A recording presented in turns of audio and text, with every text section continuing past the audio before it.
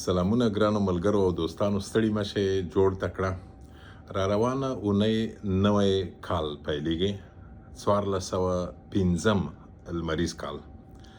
او طبیعي ده چې د نوي کال سره نوې ارزوګانې، نوې هیلې، نوي پلانونه وي.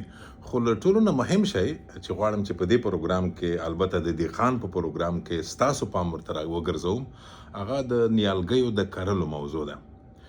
په افغانستان کې هر کال میلیونونه نیالګي کرل کیږي. سږ کال هم د طالبانو حکومت وایي چې 14 میلیونه شاوخوا نیالګي همدا اوس تیار کړي دي، کرلي دي او نور هم د کرلو په حال کې دي. په دې اړه درته غږیږم، د طالبانو د حکومت یو چارواکی میلمه کومه، یو بزګر به وي او یو کمپاین کوونکی به وي چې د دوی د نیالګیو لپاره کمپاین کوي چې څنګه وکرل شي، خلکو ته دوی پوهاوی ورکوي. نو په دې به غږیږو چې نیالګي خو وکرل شول مثلا، خو څنګه هغه ساتل کیږي؟ دا له ټولو نه مهمه خبره ده، ځکه معمولا احساساتي خلک راپاڅېږي، ځوانان راشي، میله جوړه کړي، اشر وکړي او نیالګي وکري، خو یو کال دوه کاله وروسته هغه بیا پسې وچ شي، څوک یې په کیسه کې نه وي.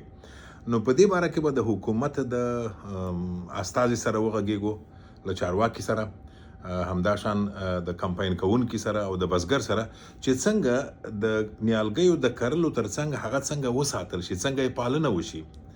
په دغو مسلو د دهقان په پروګرام کې در سره یم، د یکشنبې په ماښام له 9 تر 9:30 بجو او بیا یې په سبا تکراریږي.